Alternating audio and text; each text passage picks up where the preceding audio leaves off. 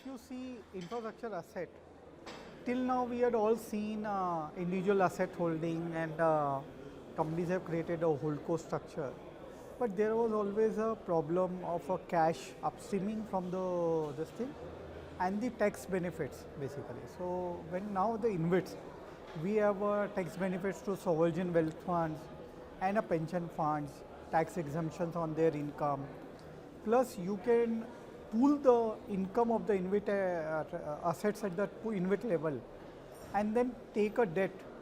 So your cost of borrowings comes down and it becomes a very easy structure to manage. That's why the InvITs are becoming a preferred infra asset holding platforms. If you see now, currently you have a very few public listed InvITs. Most of the InvITs are privately listed InvITs. Why it is so? Because see, you required a large capital, there were one or two investors who committed the capital, and that is how the private listed InvITs have evolved.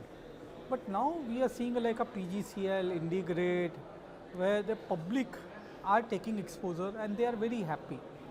And of course, InvITs gives a better return than bond. See, it's like an instrument like a bond, which has 3% more return than bond. People are happy, and market has tested these instruments and their durability, withstanding the volatility in the market. They are very stable income generating instrument.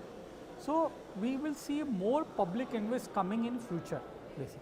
No, it's a good classic. See, I lead the infrastructure practice, so infrastructure and real estate is like my day in, day out, and happy to be part of the ETinfra summit, and it's the first summit. And any particular key takeaways from today?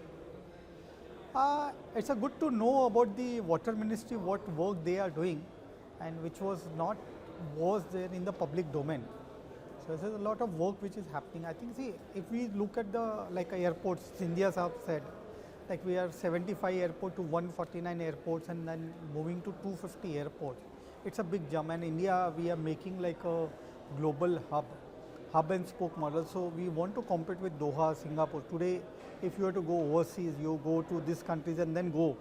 Rather than that, India direct flights to these countries, basically point to point service, which is a very good thinking basically, and where they are not saying only Indian airlines. They are saying global airlines can also use India as a hub and spoke model for their travels. So it's a very good takeaway from that perspective.